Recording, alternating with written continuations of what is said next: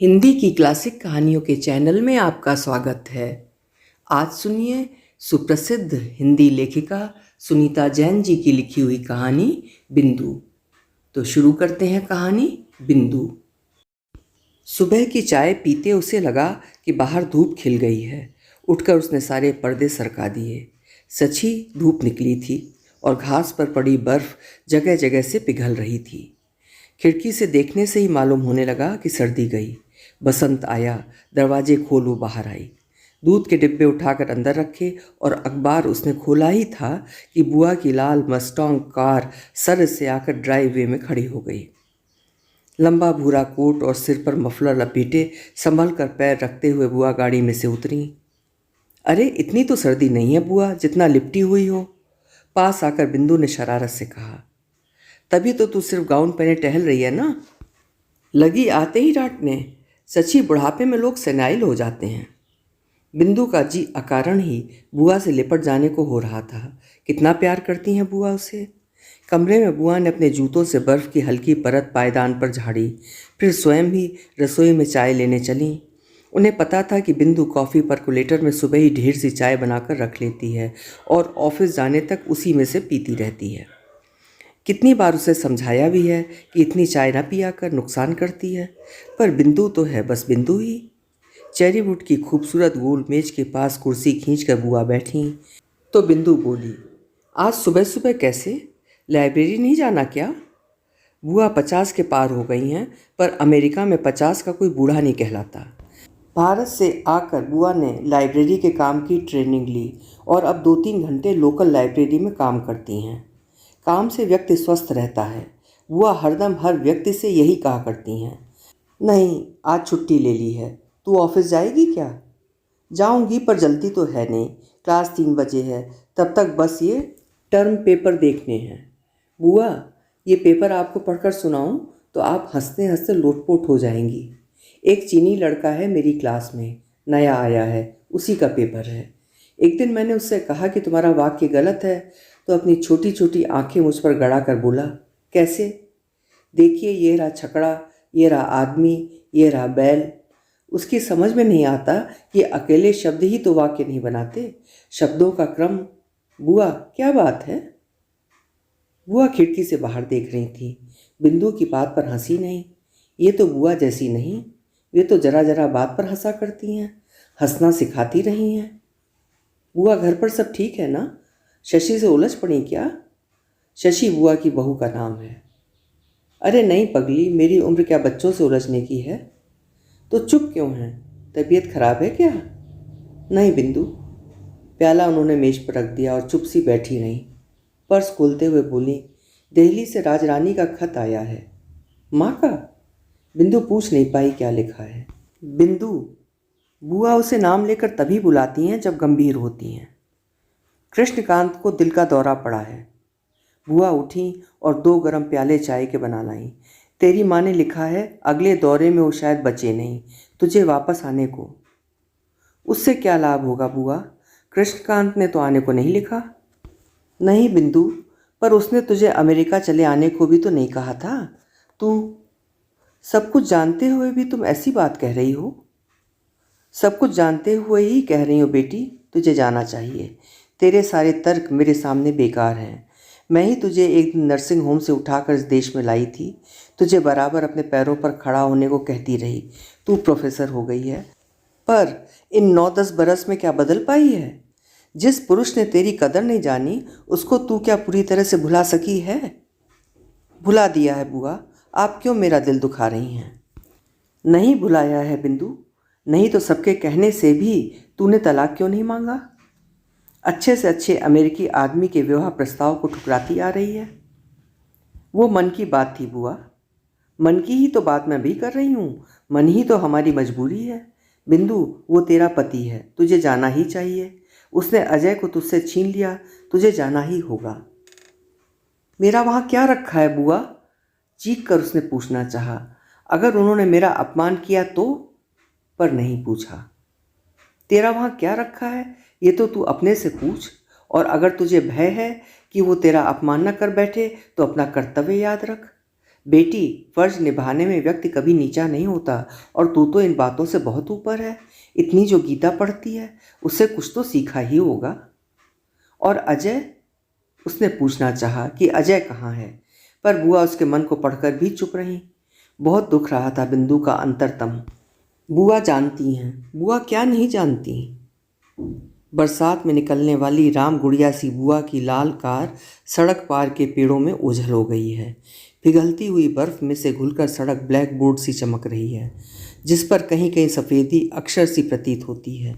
School जाने वाले बच्चों का छोटा सा काफिला जो 8:15 के करीब उसके घर के सामने से गुजरता है जा चुका है। इक्का दुक्का लेट बच्चा भागता हुआ सामने से निकल जाता है। बगल के घर में रहने वाली मिसेस हिल ने स्प्रिंग क्लीनिंग शुरू कर दी है। रैक से कुरेद कुरेद कर वो मरे हुए पत्ते और घास लाकर एक तरफ इकट्ठा कर रही हैं। अभी उन्हें टीन के बड़े कनस्तर में रखकर जलाएंगी। बिंदु खिड़की के पास कुर्सी डाले बैठी है। कृष्णकांत, तो क्या जाना होगा? सड़क पर तेजी से आती एक कार झटके से ब्रेक लगने के कारण चर्र की आवाज़ के साथ अर्धवृत्त में घूम गई है। कार का चालक बाहर उतर आया है और सहमा सा बच्चा जो सड़क पार करने का यत्न कर रहा था उसे देख रहा है। आदमी ने बच्चे का हाथ पकड़कर उसे सड़क पार करवा दी है। नर्सरी पढ़ने वाला छोटा ही बच्चा है। मिसेस हिल हाथ में रेक थामे उस व्यक्ति से बात कर रही हैं। खिड़की से आती धूप बिंदु के लगाए अफ्रीकन वायलेट के पौधों पर पड़ रही है। नाजुक से फूलों के काशनी रंग निखरे आ रहे हैं और हरे पत्ते इतने चिकने मुलायम हैं, इतने कि उन्हें देखकर ही नए बच्चों को गोदी में उठाने जैसा सुख होता है। क्यों जाना जरूरी है? वे ही तो छोड़कर इंग्लैंड चले गए थे। कब लौटे? और अजय? बिंदु का सिर चक्कर खाने लगा है। मिसेज हिल अखबार का कागज उमेट रही हैं, खूब कसकर उमेट रही हैं। उमेट कर उसमें दिया सलाई लगाई है। कागज सीला है, धुआं हो रहा है। आग धीरे धीरे उसके भीतर ही भीतर फैलेगी। वो धीरे धीरे जलेगा। जलते हुए पत्तों और घास की गंध हवा में भर गई है। हवाई जहाज की खिड़की में से धीरे धीरे लुप्त होते एयरपोर्ट के साथ बुआ भी खो गई हैं और बिंदु का जी कहता है पता नहीं बुआ से मिलना अब होगा कि नहीं। स्नेह और सहनशीलता से बनी उसकी बुआ, जिन्होंने 10 बरस पहले अमेरिका से भारत आकर अस्पताल में पड़ी बिंदु को कलेजे से दुबका लिया था। सबसे लड़ झगड़ कर स्वयं बिंदु से भी जिरह कर उसे अमेरिका अपने दोनों बेटों के पास ले आई थी। बुआ के 2 ही बेटे थे और दोनों न्यूयॉर्क में बस गए थे। वहीं बुआ आती जाती रहती थीं। बिंदु को ले जाकर तो वे खुद भी न्यूयॉर्क के पास ही लॉन्ग आइलैंड में रहने लगीं, जब तक कि बिंदु स्वस्थ हो पढ़ने लिखने में लग नहीं गई। बुआ उसके पास से हटी नहीं। न्यूयॉर्क नीचे छूटता जा रहा है। शहर से ऊपर उठते हवाई जहाज की खिड़की से बिजली की कतारें दीप सी टिमटिमाती दिखाई देती हैं। उसी तरह नर्सिंग होम की खिड़की से पहाड़ी सांझ के समय तलहटी में बने घरों के दीपक दिखाई देते थे। इसी तरह खिड़की में बिंदु बैठी उन्हें देखा करती थी और उसका जीवन एल्बम के पन्नों सा अलग अलग चौखटों में दृश्य दृश्य होकर खुलता रहता था। आज 10 बरस बाद फिर वही बिंदु कृशकाय और बीमार हुआ ही है। जरा भी गंभीर प्रोफेसर नहीं रही है, जिसकी विद्वता की प्रशंसा है, जिसके व्यवहार पर सब रीझ रीझ जाते हैं। वही पुरानी बिंदु, अकेली, एल्बम के पन्ने खुले जा रहे हैं, जैसे कुएं से भरकर आते पानी के डिब्बे ठिठक कर पानी गिराते हैं। बिंदु उस जीवन में उतरती जा रही है जहाँ बाबूजी हैं, माँ है, महलनुमा मकान है, अंगड़ाई सी अलस सुबह है, झुलसते लंबे दिन हैं, कहानी किस्सों में ऊँघती हुई शाम और भयानक सपनों में चौंक कर उठती रात है। बहुत दूर, जो कहीं भी अब नहीं है। उसी दुनिया में बिंदु धीरे धीरे उतरी जा रही है। कहाँ है वो दुनिया? वे दिन, वे लोग जिनके लिए वो मरती रही, उन्होंने उसे जीने नहीं दिया। जब मरने लगी तो बुआ गोद में भर लाई। आज उन्हीं बुआ को बिसारना जरूरी हो गया। बुआ कहती हैं जाना होगा। बिंदु अपनी सीट पर अधलेटी किसी भी तरह अपने से समझौता नहीं कर पा रही है। बार बार उसे बेबस सी वो बिंदु, वो बच्ची याद आ रही है जो बचपन में किसी झाड़ी के पीछे छुपकर बैठी रहना चाहती थी। छुपी, पर कोई ना कोई उसे ढूंढ लेता था और ढूंढकर जबरदस्ती उसे दंड देने की व्यवस्था करता था। Are you all right? Bindu की साथ वाली सीट पर बैठी अधेड़ अमेरिकी महिला उसकी ओर झुककर उससे पूछ रही है। तुम बिल्कुल ठीक हो ना बेटी? Yes yes, thank you. बिंदु चौंक कर अपनी सीट पर सीधी बैठ गई। महिला कह रही है, मैंने सोचा तुम सो गई हो, पर वो बहुत सहानुभूति और सौहार्द से बिंदु को देखे जा रही है। I am sorry. बिंदु ने पर्स में से क्लीनेक्स निकाल कर अपनी आंखें पोंछ लीं। So sorry. Parting is painful. अर्थात जुदा होना बहुत तकलीफदेह होता है ना? महिला ने कहा। बिंदु बिना आवाज किए नाक साफ कर रही है, पर्स से नया क्लीनेक्स निकाल लिया है, हंसती सी बोली है, एंड ऑल्सो मीटिंग, अर्थात और मिलन भी। महिला सोचती से मुस्कुरा दी, फिर जैसे बिंदु की बात उसे बहुत निराली और अच्छी लगी हो, सिर हिलाकर स्वीकारात्मक ढंग से उसे दोहराया, you are right, meeting too. दोनों में हल्की बातचीत चल पड़ी है। महिला के पति की इसी साल मृत्यु हो गई है। बच्चे सब अपने अपने जीवन में व्यस्त हैं। उसका जीवन निरुद्देश हो गया है। वो जर्मनी जा रही है सैर को, क्योंकि उसके अपने माता पिता जर्मनी से अमेरिका आए थे जब वो पैदा भी नहीं हुई थी। उसकी माँ उसे हरदम जर्मनी की बातें बताया करती थी, मेंस, क्लोन, राइन, ब्लैक फॉरेस्ट की। जानती हो, महिला ने कहा, मैं बहुत पहले जर्मनी घूम आती तो अच्छा होता। इस आयु में यदि वहाँ जाकर मुझे घर सा न लगकर बेगाना लगा तो यही सोचकर डरती हूँ कहीं सब बात जो माँ बताती थीं, जिनकी तस्वीर मेरे दिमाग में है, वहाँ न मिली। खाना खाकर दोनों बैठी हैं। महिला बिना दूध की कॉफ़ी के हल्के घूंट भर रही है। कैप्टन की आवाज़ केबिन में तैर रही है। यान अब अटलांटिक पार कर रहा है। लगभग 3 घंटे में इंग्लैंड पहुंच जाएंगे। तब तक कुछ फिल्में दिखाई जाएंगी। जो लोग चाहें वो ईयरफोन का किराया देकर होस्टेस से उसे ले लें। महिला ने ईयरफोन कान में लगा लिया है। केबिन की बिजली धीरे धीरे बंद हो रही है। कुछ लोग सोने का यत्न कर रहे हैं। सामने पर्दे पर मेरी ऑफ स्कॉटलैंड नाम की ऐतिहासिक फिल्म चलने लगी है। मेरी? बिंदु याद करने का यत्न करती है। उसको तो शायद मृत्यु की सजा दी गई थी, बगावत के आरोप में। पर्दे पर बिना ध्वनि की तस्वीर आ जा रही हैं। चारों ओर चुप्पी हो गई है। बिंदु ने आंखें बंद कर ली हैं। महिला की बात वो सोच रही है, यदि वास्तव में ही जर्मनी में इसका जी न लगा तो बेगाना लगा। ठीक ही तो डरती है। डर। सभी इसी तरह जीवन के प्रारंभिक छोर को अंत तक उठाए उठाए फिरते हैं। डरते हैं कि भरभरा कर टूट ना जाए। टूट गया तो जीवन अधर में लटक जाएगा। उसे जोर की मतली होने लगी है। सामने सीट में बंधा सिकनेस बैग उसने हाथ में ले लिया। हवाई जहाज बादलों से टकराकर ऊपर नीचे झटके खाता उड़ रहा है। कैप्टन ने अभी सूचना दी है कि मौसम खराब होने के कारण फ्लाइट कुछ देर से लंदन पहुंचेगी। क्लियरेंस के इंतजार में वे कुछ देर ऐसे ही चक्कर लगाते रहेंगे। स्क्रीन पर मेरी ऑफ स्कॉटलैंड का अंतिम दृश्य चल रहा है।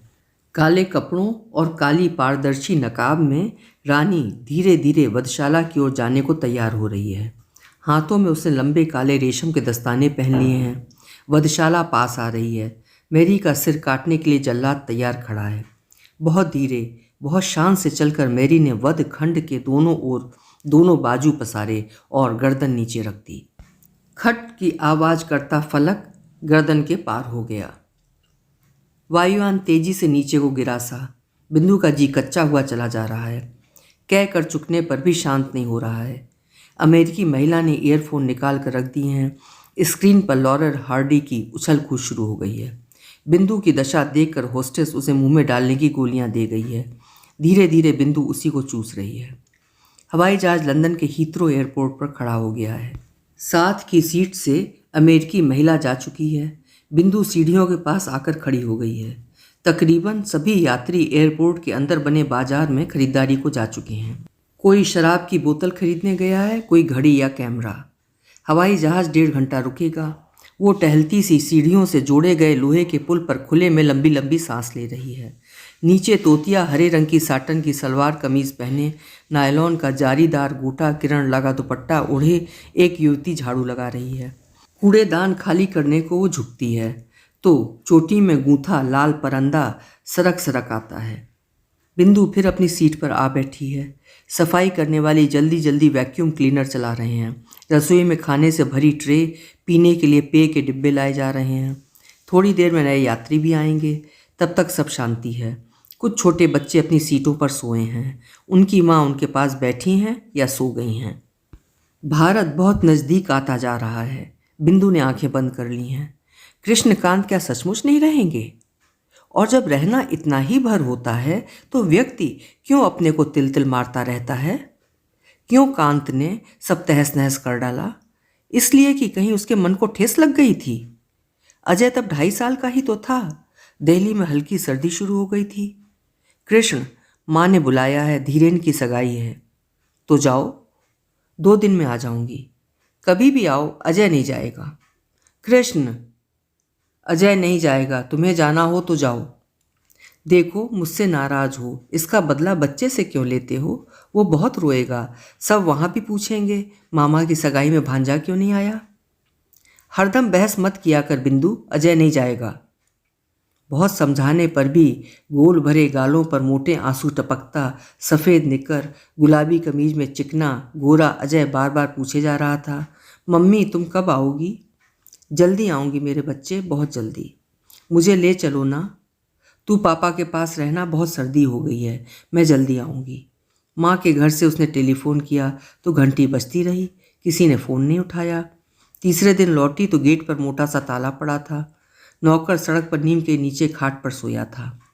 साहब कहाँ हैं? अजय कहाँ है? उसने सोते नौकर को कस के झकझोर दिया था। वे तो चले गए। कहाँ? इंग्लैंड। अजय भी? अजय बाबू वहाँ स्कूल में पढ़ने गए हैं। चक्कर खाकर वो ताले पर सिर फोड़ती गिरी थी। चुपचाप भीतर उसकी आत्मा से हाहाकार उठा था, तेरी सृष्टि बांझ हो जाए भगवान, तेरी सारी सृष्टि बांझ हो जाए। पैन एम का जंबो जेट बहुत देर से पालम पर खड़ा है। एक एक कर सभी यात्री उतर गए हैं। आखिरी उतरने वाले यात्री को विदा कर जहाज की दोनों हॉस्टेस अंदर आ गई हैं। एकाएक एक हॉस्टेस ने दूसरी की नीली ट्यूनिक पकड़कर रोका और इशारे से एक सीट की तरफ इंगित किया। एक महिला यात्री सीट से सिर टिकाए अभी बैठी थी, आंखें बंद किए। सो गई क्या? एक ने कहा। सो कैसे सकती है कहीं? दोनों लड़कियों ने भय से एक दूसरे की ओर देखकर आंखों आंखों में कह दिया, कहीं हार्ट फेल तो नहीं हो गया? तू जाकर देख। ना ना, मुझे डर लगता है। और वो जाकर हेड स्टूवर्ड को बुला लाई। हेड स्टूवर्ड अधेड़ उम्र का अमेरिकन है, देखने में खुशमिजाज लगता है। बिना घबराए वो महिला यात्री की सीट के पास पहुंच गया है। मैडम। महिला ने आंखें खोल दी। आंखें बादाम सी हैं, थके चेहरे में भी पहाड़ी गुलाब अलसाए हैं। बड़ी प्यारी मुस्कुराहट महिला के होठों पर है। हेड स्टूवर्ड जरा हतप्रभ हो गया, संभलता सा बोला, हम दिल्ली पहुंच गए हैं। जी धन्यवाद। कपड़े तनिक से ठीक कर हाथ में छोटा बैग उठाए वो जाते जाते दोनों से गुड बाय कह गई है। लड़की जो कंबल की तह कर रही थी बोली, इसका किसी को इंतज़ार नहीं था क्या? अभी आप सुन रहे थे सुनीता जैन जी की लिखी हुई कहानी बिंदु। कल मिलेंगे फिर किसी कहानी के साथ। आपका समय शुभ हो।